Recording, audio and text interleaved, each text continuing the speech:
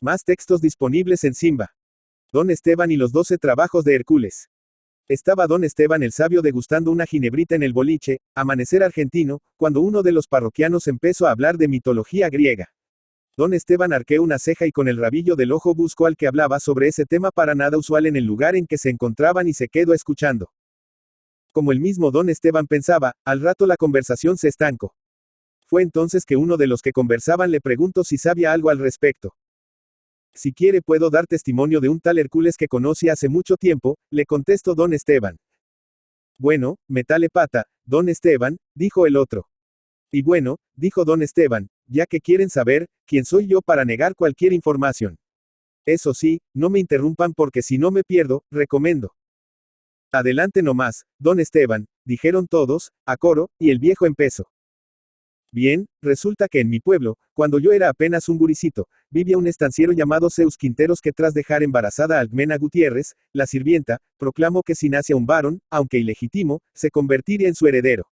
La noticia dejó con los pelos de punta a doña Hera Quinteros, la esposa de Zeus, y temerosa de que su marido la dejara por una sirvientucha de mierda, que de yapa le daría un hijo, cosa que ella nunca pudo darle, ni hembra, juro que mataría al niño, y si nace a niña también, por las dudas, no fuera el marido a enternecerse y cambiar de idea y dejarle la herencia a la chiquilla, haciendo que ella terminara de patitas en la calle con una mano adelante y otra detrás cuando su marido parase las patas.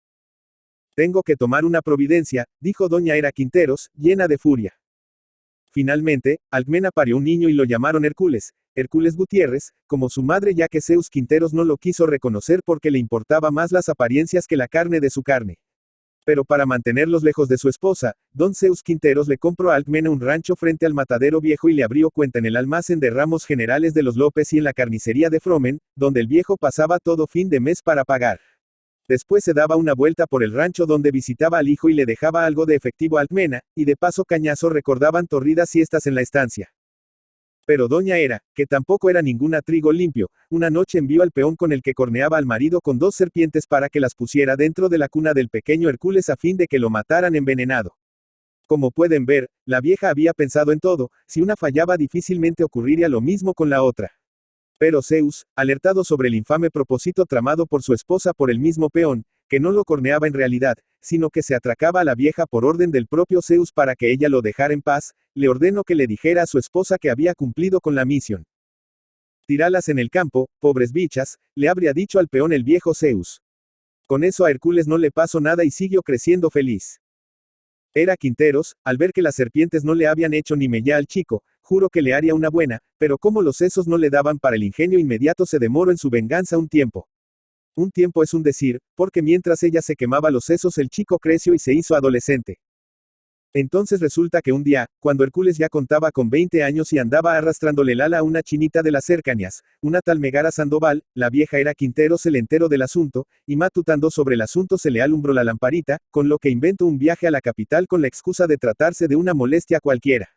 Pero la verdad es que agarró para el otro lado y fue a Entre Ríos, a ver a un poderoso curandero del mal, un tal Delfos Medina, para que le hiciera unos gualichos poderosos a fin de impedir un posible idilio entre la chinita y Hércules. Cuando regresó a la estancia traía 2 frasquitos. Uno era para odiar, este era Megara, y el otro para amar, este era para que Hércules, al ser rechazado por la chinita, se suicidara. Y nunca se supo cómo se las ingenió la vieja Hera Quinteros, lo cierto es que la chinita Megara luego de tomar el brebaje empezó a odiar con una asquerosidad irrefrenable a Hércules y este, tomando del otro frasquito, se quedó más prendado a la chinita se quedó. Pero parece que al curandero se le fue la mano con algunos ingredientes en el preparo del gualicho para Hércules, porque, además de enamorado hasta las bolas, desarrolló una fuerza descomunal. Y como la Megara lo despreciaba y para peor cada vez que lo veía lo llenaba de puteadas por demás jodidas, Hércules se enfureció de tal manera que en un ataque de locura le dio una paliza que casi la mata, y también a sus padres y a 2 de sus hermanos, que quisieron salvarla, después destruyó a trompadas limpias todo el rancho y los corrales, y el pueblo, durante 2 días, se inundó de chanchos, gallinas, patos y vacas. Cuando Hércules recuperó la cordura y advirtió lo que había hecho se escondió entre los pajonales del río Areco, y unos días después tomó el rumbo de las llanuras salvajes de la Pampa, a hacer vida de viejo Vizcacha. Unos meses después fue hallado por un ex peón del viejo Zeus Quinteros que andaba cazando liebres porque ya había terminado la cosecha de papas. Cuando Hércules le contó la desgracia por la que estaba pasando, el peón lo convenció para que visitara a un curandero famoso de Entre Ríos, un tal Delfos Medina, dueño también de una estancia inmensa. Sí, el mismo al que había ido a visitar Quinteros unos meses antes. Así que para Ala fue Hércules. Cuando Hércules se apareció por lo de Delfos Medina y le contó su drama, el curandero se dio cuenta enseguida quién era él. Hércules también le advirtió que no tenía cómo pagarle si lo ayudaba, a no ser con mano de obra, ya que sabía hacer de todo un poco. Delfos entonces le dijo que apareciera dentro de unos días, que le tendría un gualicho infalible para recuperar el amor de la chinita Megara y otro para que los hermanos y los padres se olvidaran del asunto. Al otro día nomás Delfos le hizo una visita a doña Hera Quinteros, bajo el disfraz de vendedor de cosméticos Avon, y le contó sobre la visita de Hércules y le dijo que si le daba una buena suma de dinero haría que se matara trabajando en su estancia y así nunca volvería al pueblo. La vieja Hera Quinteros acabó dándole más plata que la que pedía y así Delfos volvió a su estancia. 2 días después apareció Hércules. Delfos le dijo que para pagar los gualichos había pensado en una serie de trabajos en la estancia, 12 para ser exacto, y Hércules, con el ímpetu y la fortaleza de la juventud, encaró los trabajos a cara de perro. El primer trabajo se trataba de matar a un puma que le andaba matando las ovejas, le dijo Delfos. Con lo que Hércules se internó por los campos. Día y noche rondó por la inmensidad entrerriana hasta que, finalmente, dio con el puma comedor de ovejas. El maula estaba lo muy pancho durmiendo la siesta entre los gajos de un jacaranda. Hércules juntó unas cuantas toscas que abundan por ala y empezó a bombardear al puma, que las esquivó una a una, pero sin atinar a bajarse del árbol. Hércules echó una puteada a la ventolina y al mirar para todos lados vio cerca suyo una palmera, entonces la arrancó de raíz y de un zarpazo le arrancó el copete para usarla como garrote, después con una patada sacudió el jacaranda haciendo que el puma se bajara. En ese momento Hércules, como si fuera un batedor de las grandes ligas americanas, lo cachó al vuelo, dándole de lleno en las costillas. El puma salió volando por los aires y quedó colgando sobre un ceibo, hecho percha pero con vida. Hércules corrió hasta el árbol y empezó a sacudirlo haciendo que cayera no solo el puma, sino también las flores y las hojas, con lo que el inocente arbolito quedó más pelado que palo de escoba. Después manoteó al felino por el pescuezo y lo estranguló, y echándose el animal al lomo se lo llevó a Delfos para que lo viera. Acá le traigo al gatito Sotreta, le dijo Hércules. El curandero, con la jeta abierta y babeando por la sorpresa, lo puteó por dentro, y, enseguida, lo envió a que matara una boa constrictora que se comía el ganado como si fuera caramelo, según decían algunos que la habían visto tenía más de una cabeza. Y ala fue Hércules, atrás del reptil angurriento. Vago días y noches por los campos, cruzando ríos, lagunas y arroyos, hasta que dio con la cueva de la víbora golosa. Hércules armó campamento cerca de la entrada y se sentó a esperar que la víbora asomara los copetes, con una tosca grande como un zapallo al lado. Y no tuvo que esperar mucho tiempo. Cuando la serpiente asomó por el hueco hediondo, Hércules se preguntó si no se habría equivocado de serpiente porque esa tenía una sola, pero asimismo se la reventó de un toscazo. Pero cosa de no creer, otra cabeza le nació casi en el acto donde estaba la anterior. Entonces, enfurecida, la boa empezó a serpentear hacia Hércules, pero como a él nada le metía miedo la dejó venir. La boa avanzó, confiada en la victoria, y cuando lo tuvo cerca le tiró un tarascón a una de sus manos, tan veloz que no le dio tiempo a Hércules de sacarla. Pero Hércules, ni lerdo ni perezoso, ahí mismo, como si la víbora fuera la lonja de un rebenque, la garroteó contra la tierra, 1, 10, 100 veces, hasta que se dio cuenta que de tantos garrotazos había gastado toda la serpiente, con lo que lo único que sobró para contar el cuento fue la cabeza, que ahora en su brazo se parecía más a un brazalete. Cuando Delfos lo vio venir con la cabeza del reptil en la mano, pensó, me cacho en 10, y enseguida le encomendó el tercer trabajo. Ahora Hércules debía capturar una cierva sinvergüenza que se comía toda la pastura destinada al ganado y a las ovejas. Y ala fue Hércules, pensando que después del puma y la boa constrictora, una ciervita de mierda era pan comido. Pero la tal cierva tenía pezuñas duras como el hierro y cornamenta larga como colmillos de elefante y filosa como cuchillo de matrero, y, además, era más loca que una cabra, y muy veloz también, tanto que los piedrazos que Hércules le lanzaba nunca la alcanzaban, con lo que no le resultó fácil atraparla. La persiguió día y noche sin descanso, lanzándole piedra tras piedra, que juntaba a la carrera, hasta la orilla del río Uruguay. Una vez sin escapatoria, porque no sabía nadar, la cierva decidió hacerle frente al maldito cascoteador, que la tenía hasta las astas de tantos piedrazos.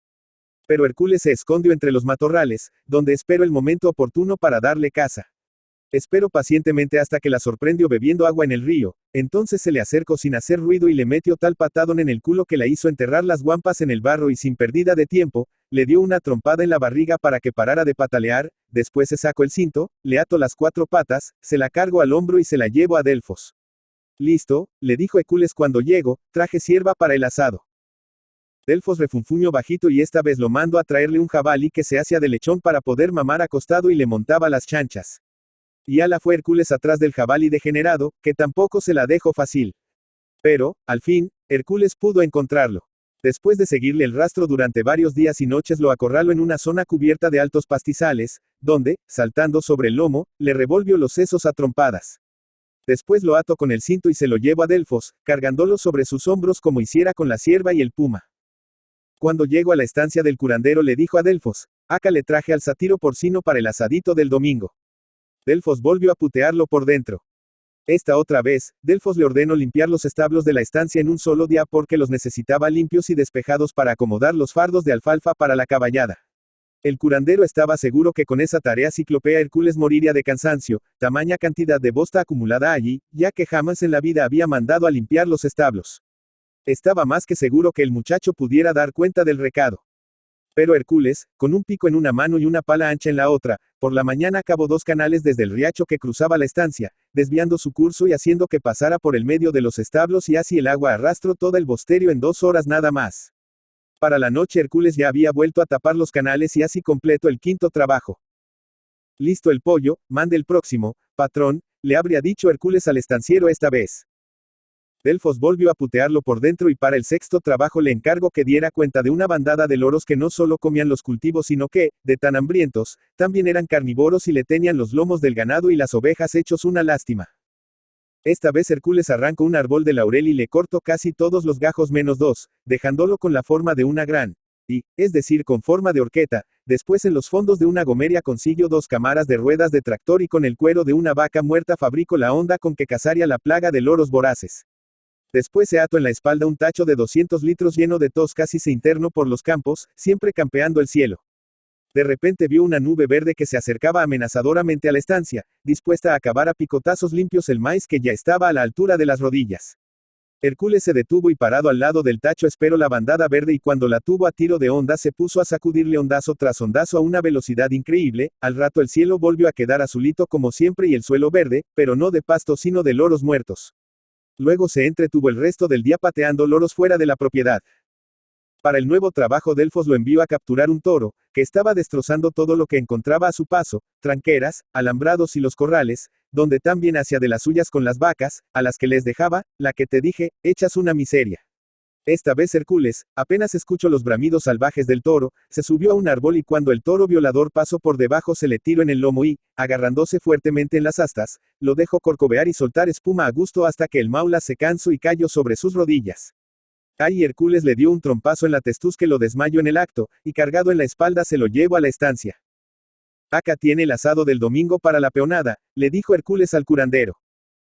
Para el 8.º trabajo Delfos le ordenó capturar a 4 yeguas salvajes y degeneradas, pues nunca dejaban de estar en celo, que vivían persiguiéndoles los caballos, que de tanto montarlas estaban quedando puro cuero y hueso. Y ala fue Hércules con 4 sogas bien gruesas. Encontró las yeguas calentonas cuando iban agazapadas entre los matorrales hacia las caballerizas.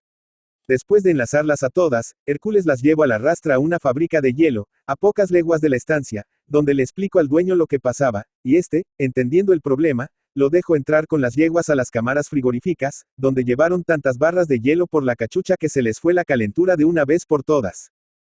Cuando Hércules volvió a la estancia le dijo a Delfos: acá las tiene patrón, normalitas.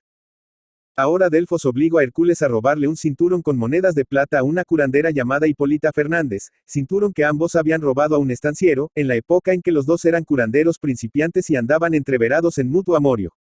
Delfos le dijo que cuando rompieron relaciones ella no le quiso dar su parte del cinturón. Y ala fue Hércules, buscando el rancho de la tal Hipólita. Cuando lo hubo encontrado se quedó escondido entre los pajonales hasta que la vio yendo al excusado, detrás del rancho.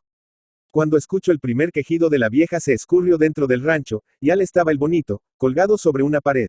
Lo descolgó rápidamente, pero antes de desaparecer, por las dudas, dejó caer de propósito un pañuelo que Delfos dejó olvidado una vez sobre el palenque delante de la casa grande, cosa que si la curandera quisiera vengarse lo hiciera contra el otro, ya que él se había convertido en ladrón a la fuerza, no por vocación propia. Y para el próximo trabajo el maldito Delfos lo obligó a robar el ganado de un estanciero vecino llamado Gerión Pantoja, un gringo más malo que la lepra, grande y fornido como un gorila lomo plateado. Todas las noches Gerion guardaba el ganado en un corral custodiado por un perro que era una aberración de la naturaleza, porque tenía 2 cabezas, y por un peón llamado Eurytion Carranza, que dormía sentado sobre un tronco, bien al lado de la tranquera. Cuando Hércules llegó cerca del corral, los ladridos del perro multiplicado por 2 despertaron a Eurytion, que enseguida le echó el perro encima con sonoros cachelo, cachelo. Hércules esperó al perro con 2 toscas grandes como naranjas en las manos y cuando lo tuvo a tiro le rajó los marotes con sendos toscazos. Eurytion, al ver la mascota muerta, alertó al patrón a los gritos, mientras se le iba encima a Hércules, pero el desgraciado fue revoleado por Hércules como si fuera una cosa insignificante y terminó arriba de una palmera, y cuando Gerion apareció en el patio, Hércules manoteó un ternero del corral y se lo revoleó al gringo malo, que reculó con ternero y todo entrando en la casa como un huracán, donde, por el quilombo que se escuchó, había hecho pedazo todo lo que encontraron por delante. Finalmente, al amanecer Hércules llegó a la estancia de Delfos con el ganado completo, menos el ternero. De pronto, Delfos se vio confrontado por la felicidad proporcionada por las nuevas riquezas y por el enojo de ver que Hércules estaba como nuevito, y, además, porque de seguir así pagaría por los gualichos y al volver a su pueblo, era Quintero se enteraría y con seguridad haría correr la voz de que él era un curandero falluto. Bueno, no está perdido quien pelea, se dijo Delfos, y esta vez mandó a Hércules a robar las naranjas del jardín de las Hespérides, convencido de que con todas ellas Hércules no podría. Las Hespérides formaban una comunidad de ninfas feministas, conocidas por amar las naranjas con la misma intensidad que odiaban a los hombres. Un punto a favor de Delfos era la larguísima lista de mirones que habían desaparecido dentro de la propiedad de las Hespérides. Pobrecito de Hércules, habrá pensado cuando lo vio encaminarse hacia la propiedad de las odiadoras de hombres. Finalmente, llegando al jardín de las Hespérides, Hércules fue rápidamente rodeado por las ninfas, que le mostraron las garras y los dientes filosos, eran unas 300, pero las naranjas se contaban por millones, imaginen cómo no habrán quedado las odiadoras después de ser acribilladas ininterrumpidamente durante horas a naranjazos limpios. Cuando Delfos salió a atender a Hércules, teñido de anaranjado de los pies a la cabeza, y una vez más volvió a putearlo por dentro, y no tuvo otra salida que ordenarle el último trabajo, capturar a Cerbero, el perro mascota del diablo.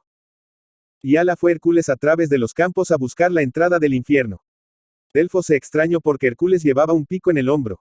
Cuando Hércules identificó la cueva del diablo, igual a la de un carpincho, pero más ancha, no hizo nada, siguió de largo hasta el río Paraná, que estaba más cerca de la cueva que el otro gran río, el Uruguay, donde a pico cavó una zanja hasta la boca de la cueva, por donde el agua empezó a escurrir, y pasados unos minutos un pestilente tufo de azufre salió a la superficie, y detrás asomó la cabeza empapada del perro, pero cuando amagó a ladrar solo consiguió escupir agua y Hércules no tuvo más que dar vuelta el pico y dormirlo de un solo palazo en la cabeza, y ya se iba con el perro a la rastra cuando vio que se asomaba el diablo. ¿Te quedan más trabajos todavía?, le preguntó el ladino, empapado hasta el alma. No, este es el último, le respondió Hércules y después le preguntó, ¿por qué? ¿Algún problema? El diablo miró el pico en sus manos y la cabeza rajada de su mascota, entonces respondió. No, por nada, curiosidad no más, y hundió la cabeza en el agua. Delfos, finalmente, no tuvo más remedio que darle a Hércules los 2 frasquitos con los gualichos y despedirlo con un, muchas gracias por los servicios prestados, y no era para menos. Cuando Hércules regresó al pueblo, mucha agua había corrido bajo el puente, los Quinteros ya habían muerto, los padres de la chinita Megara, ahora que sabían que Hércules había heredado la fortuna de Zeus Quinteros, milagrosamente se habían olvidado del incidente aquel, y también sus hermanos, pero la que seguía igual de perra era Megara, que apenas lo vio rondando el rancho, escupió al suelo y se metió en el rancho con semejante portazo que hizo temblar hasta los árboles del patio. Hércules pensó que rico como era ahora la chinita de mierda aquella en verdad era poca cosa para él, entonces revoleó los frascos por los aires y se fue a buscar a su madre y tomando de la mano se fueron caminando despacio, rumbeando hacia la estancia de su fallecido padre, para tomar pose de lo que era suyo por derecho. Y eso es todo amigos, dijo don Esteban. Después se levantó y se marchó a su casa, bajo los aplausos de todos los parroquianos. Don Esteban y los 12 trabajos de Hércules by Francisco A. Valdarena is licensed under a Creative Commons reconocimiento, no comercial, sin obra derivada 4.0 International License.